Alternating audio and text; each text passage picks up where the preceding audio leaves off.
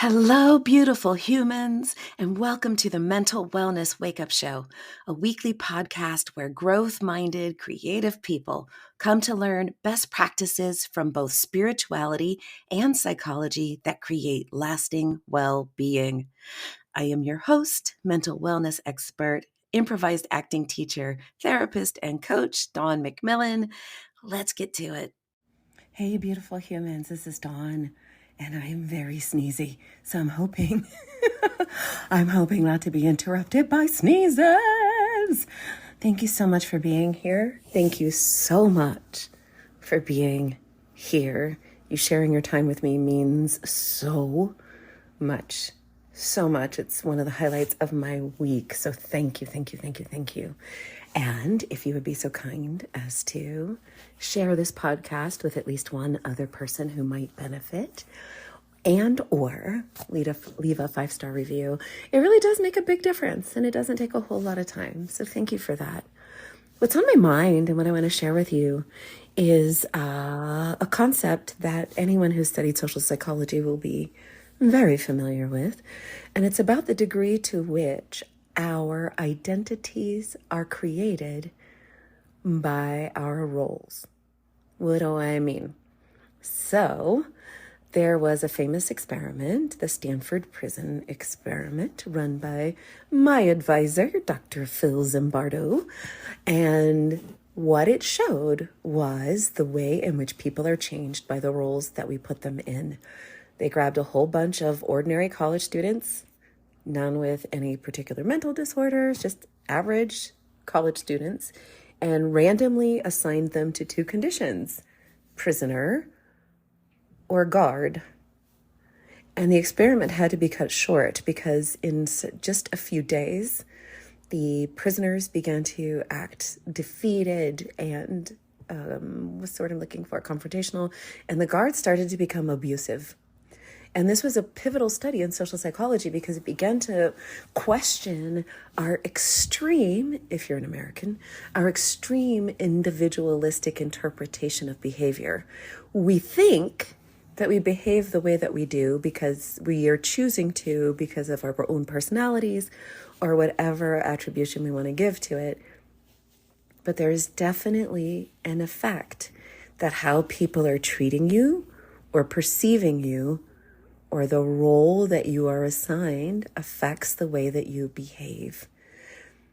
For example, you behave differently as a boyfriend than you do as a grandson. Yes? So I was listening to a few podcasts. Spoiler alert, I love podcasts. Big surprise, I like philosophy and psychology podcasts. So I listened to a couple of them, and I came across two scholars who were discussing this idea of the ways in which our roles, rather our identities, are somewhat socially created. One was Brian Lowry, who is a professor of organizational behavior at the Stanford Graduate School of Business. And the other one is Ryan Gustafson, who's a researcher in the Faculty of Arts at the University of Melbourne. So Professor Lowry takes a very strong stand that you are as you are perceived to be. And I know that rankles a little bit. So, maybe go get Brian Lowry's book. I think it's called Selfless. And it's the way in which we are socially constructed. And then Ryan Gustafson was looking at this through the lens of South Korean children who in the 50s, 60s, 70s were adopted to Western countries. And a lot of those children were adopted into white families and enculturated as white, and had this interesting experience of being treated as if they were white in certain circumstances, and in certain circumstances almost perceiving themselves as white, but then outside of their home environment being othered by the fact that they appeared to be Asian. It's just got me thinking about the responsibility that we have in how we perceive people. Stay with me. Tara Brach said something too about how every relationship kind of creates a demand, that even if you're just sitting quietly next to someone, there is something in your presence that is a demand to be attended to, ignored, regarded, that your mere presence makes demands on other people. So I put all this together and I realized that every time we interact with other human beings, we are in some sense making a kind of a demand on them simply by our presence, whether it's, as I said, for attention or regard or demanding that they not pay attention to us. When you get into an elevator with strangers, there's this weird demand that you're making to not be perceived because we all stare weirdly at the door and pretend like nobody else is there.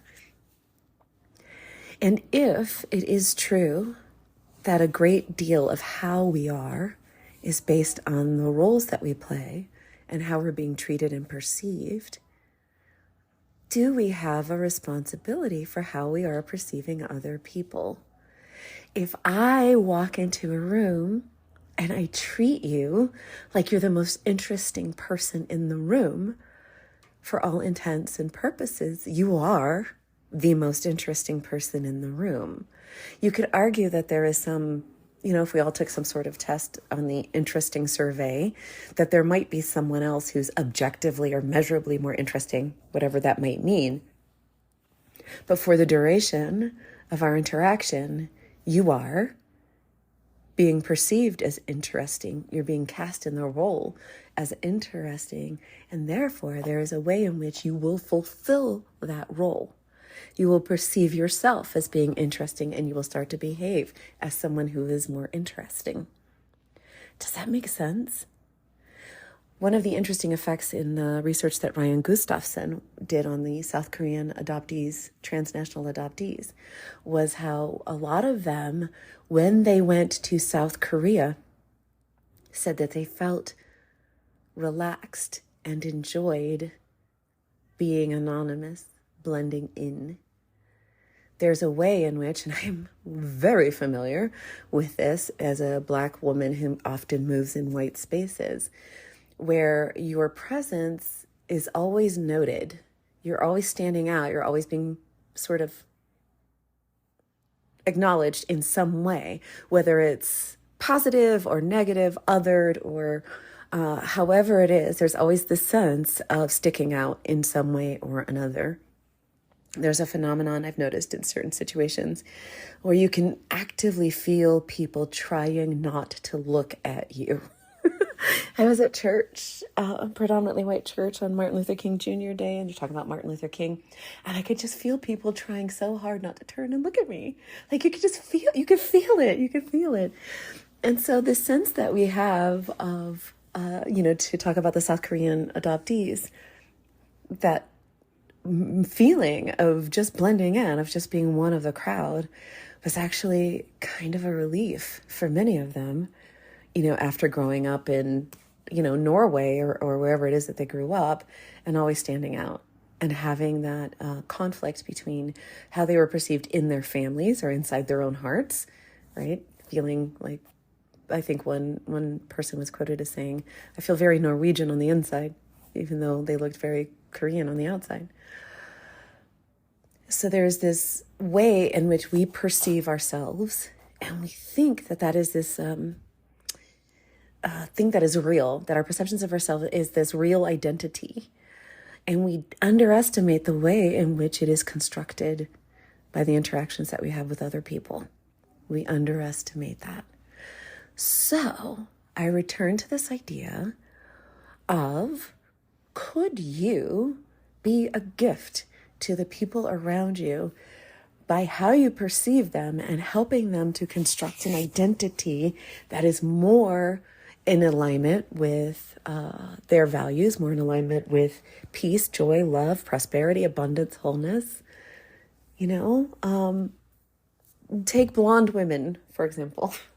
Women who grow up blonde have a certain blonde privilege. They're considered a status symbol, right? Oh, he's dating a blonde. Yes? And so if you grow up as a blonde woman, there's a certain way that you're going to be treated your whole life, based on your blonde hair. I had a few friends who were blonde who dyed their hair different colors, and it was interesting for them to notice how they were treated differently. So what if, when you go out in the world, you don't passively take in how people are coming toward you? What if you actively participate in the creation of your mutual identities? Have you ever been judged, like you're all dressed up and people judge you as being, someone who's got their act together? Then you kind of are someone who has their act together in a certain sense. Or, you try to sneak out to the grocery store in your pajamas and flip-flops and, your hair all crazy, and people look at you like you are sketchy.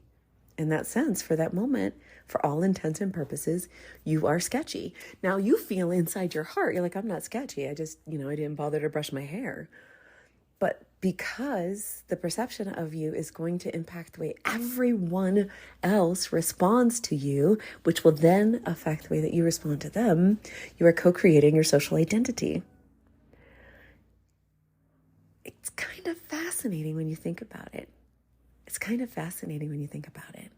So what if, I don't know, you just started treating people like they're fascinating and exciting and beautiful and wise? What would happen if you're just like, wow, you're so amazing? You're helping to co-create that identity with them. So I hope this makes sense. Sometimes I get really deep into various rabbit holes that fascinate and entertain me. And I love to think about, and I'm not always sure I communicate about them well. But if you want to check out Brian Lowry's book, it's called Selfless. And I'm not sure about Ryan Gustafson. I'm not sure where his research can be found. But the notion really is that in many, many ways, you are as you are perceived to be. So we have to talk about the shadow side, right? Let's talk about bigotry.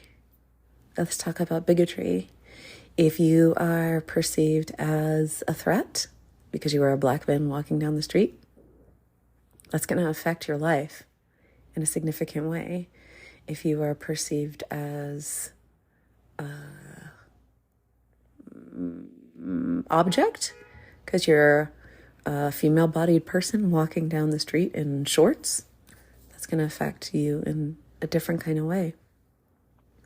So let's be a part of the people who are making other people's identities more empowered and more whole. What if we go out of our way to find the most positive interpretation of other people's identities that we can manage? And I'm not suggesting that we impose on other people in any sort of aggressive way, nor am I suggesting that we ignore the way that other people are behaving and decide that they're whatever we've chosen for them. I'm not suggesting that.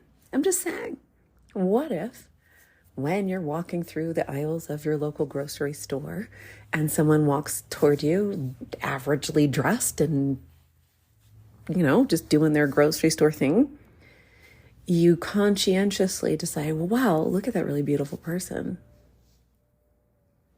Or when you are meeting someone for the first time, what if you treated them like you knew for a fact they were fascinating?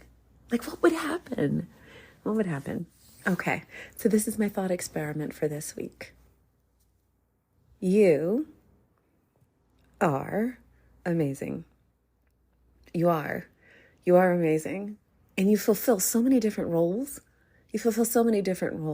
So for this week, as you're going through your life, just notice you can be in integrity with yourself and congruent with yourself and still behave differently with different people. It's appropriate. You don't talk to a kindergartner the same way that you talk to your grandmother or a senator. So observe these different roles and remember that everyone else is playing different roles too. Give them the benefit of the doubt and go one better. Give them the benefit of thinking they might be kind of amazing too. Because you know what? Being whole, perfect, and complete, it's a pretty great way to move through life. So let's create that for other people too. Okay, they already are, but we can help them realize it, yeah? Yeah. Ah, beautiful humans, you are worthy and deserving of so many wonderful experiences, so go out there and have them. Until next time.